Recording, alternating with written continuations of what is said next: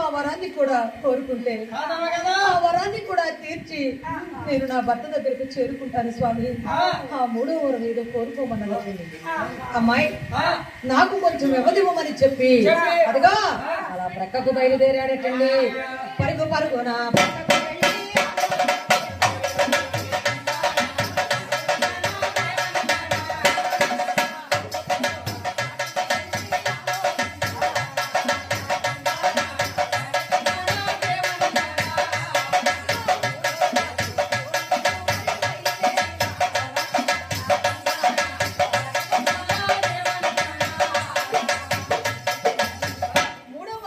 ఏం కోరితే బాగుంటుందని చెప్పి చాటుగా వెళ్ళి ఆలోచిస్తున్నాడటండి మాయాశంకరుడు.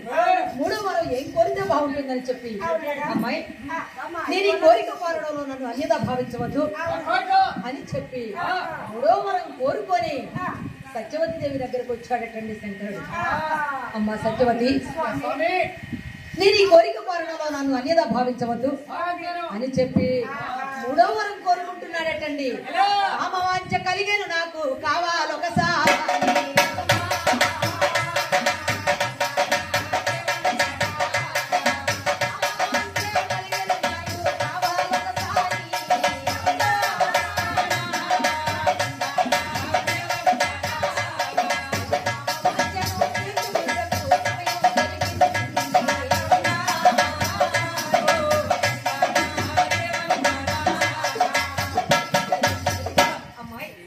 సత్యవతి, నేను ఈ కోరిక కోరడంలో నన్ను అన్యదా భావించవద్దు అని చెప్పి మూడో వరంగా చూడమ్మా, నాకు ఈ రేయి ఒక్కసారి కావాలమ్మా, ఇది నా మూడవ కోరిక అన్నాడటండి. ఆ మాట వినగానే బగ్గుమని ఆవేదనకు గురైన ఆమె చేయనది లేక స్వామి మీ కోరిక తీర్చే సాని కోసం నేను ప్రయత్నం చేస్తానని చెప్పి అదిగా బయలుదేరినాదా సత్యవతి బయలుదేరినాదా.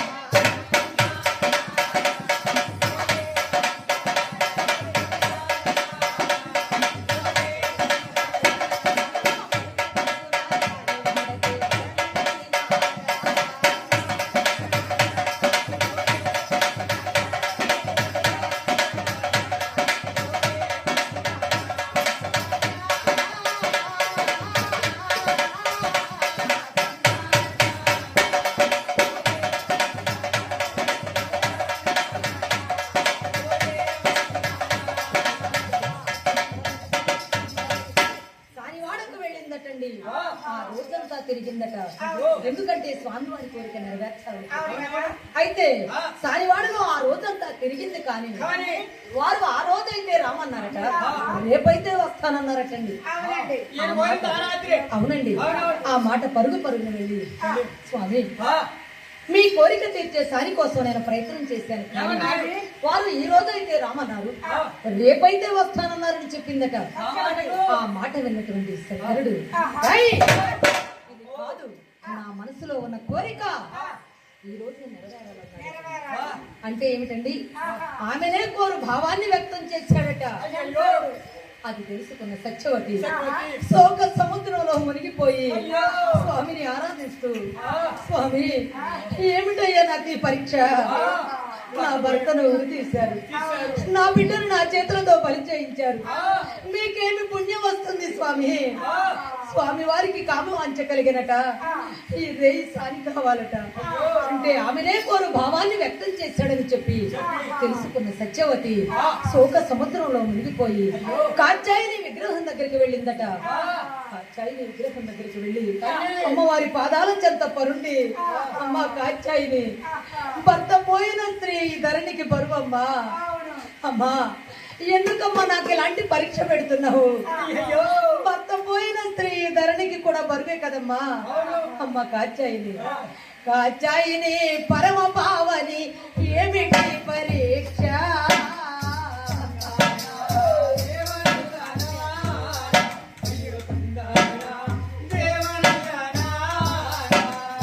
ఎంత కాలగతి నాకు వచ్చేను ఎరుగైతేనమ్మా.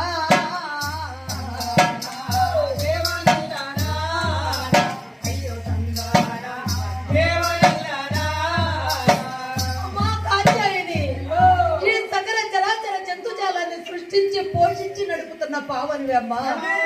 నీ బిడ్డకు ఒక బిడ్డకు అన్యాయం జరుగుతుంటే చూస్తూ ఊరుకుంటావేమ్మా కాంచాయి. నాలాంటి పతివ్రతను భంగం చేయాలని సంకల్పిస్తే ఆ మునీశ్వరుడు గతించిపోవడానికి నీళ్లు కూడా ఉండకుండా పోతాయన్నదటండి. ఆ మాట ప్రక్కనే ఉండి విన్నాడటండి. బ్రహ్మమానస పుత్రుడు నారదుడు విన్నాడట. పంప మునిగింది కదా అనుకొని పార్వతీదేవి ఉన్నటువంటి ప్రదేశానికి బయలుదేరినట. అదిగా పరుగు పరుగునంట నారదుడు.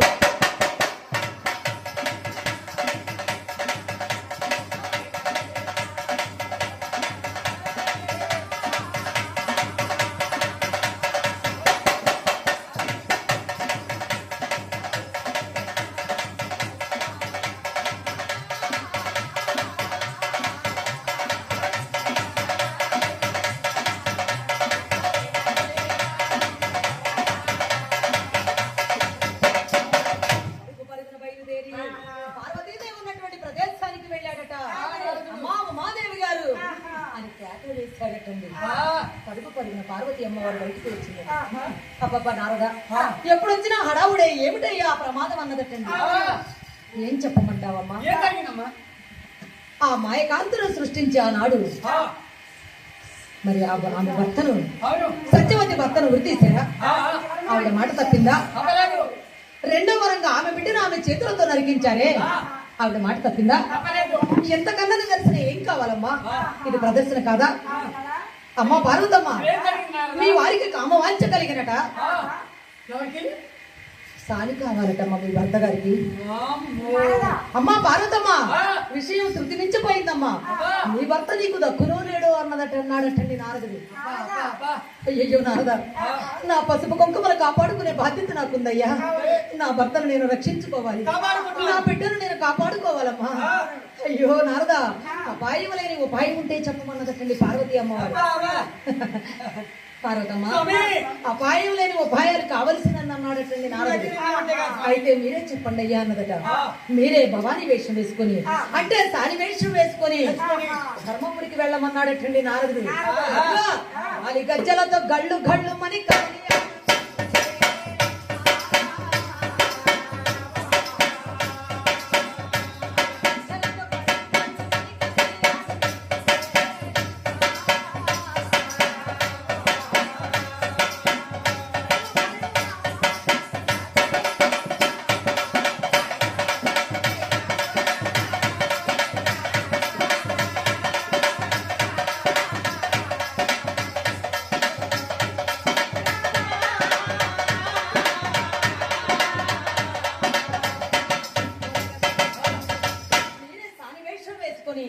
ధర్మపురికి వెళ్ళమన్నాడటండి నారదామనేంద్రుడు.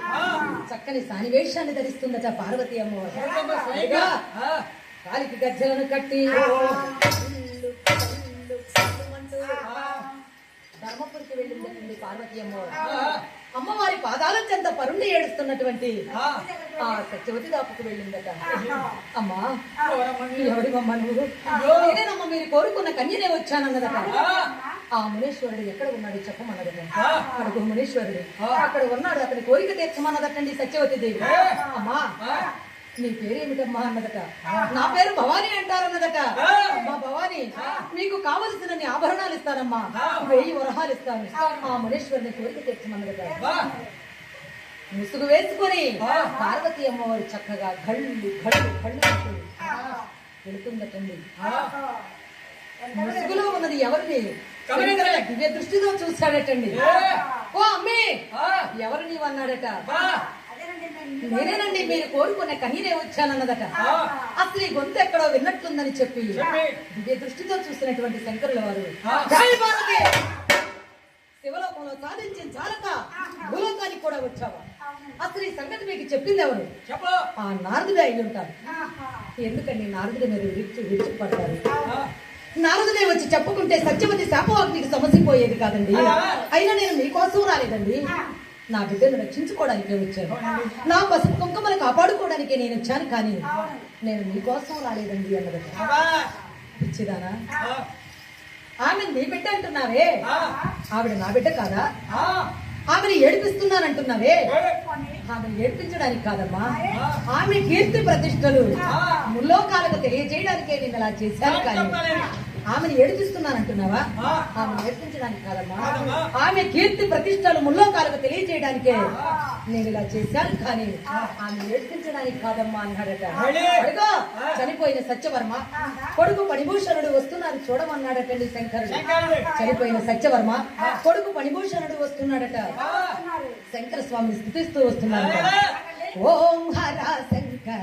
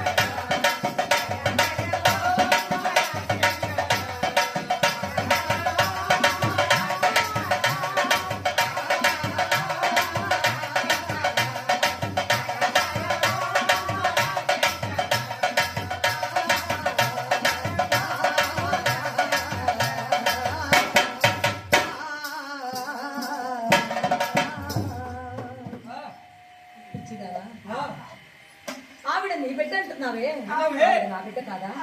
ఆమె నేర్పిస్తున్నానంటున్నాను. ఆమె నేర్పించడానికి కాదమ్మా, ఆమె కీర్తి ప్రతిష్టలు ముల్లోకాలకు తెలియజేయడానికి నేను అలా చేశాను. కానీ ఆమె నేర్పించడానికి కాదమ్మా. అదిగో చనిపోయిన సత్యవర్మ కొడుకు పణిభూషణుడు శంకర స్వామిని స్తుతిస్తూ వచ్చారట. అదిగో పార్వతీశ్వరుని రూపం దాల్చి సత్యవర్మ కొడుకు పణిభూషణ సత్యవతి మీ కీర్తిని నేనున్నంత వరకు ఉంది కాకని చెప్పి ఆశీర్వదించి అంతర్ధానం అయిపోయారటండి పార్వతీశ్వరుడు.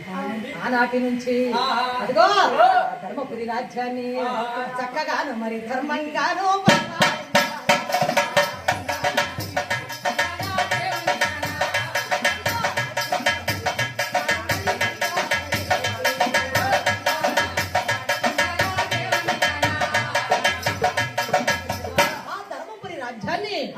మీ కీర్తి నేనున్నంత వరకు ఉంది కాకని చెప్పి నిజ రూపం దాల్చి పార్వతీశ్వరులు మరి సత్యవర్మను సత్యవతిని కొడుకు పనిభూషణుని మీ కీర్తి నేను ఉన్నంత వరకు ఉన్నది కాకని చెప్పి ఆశీర్వదించి ప్రధానం అయిపోయారండి పార్వతీశ్వరుడు.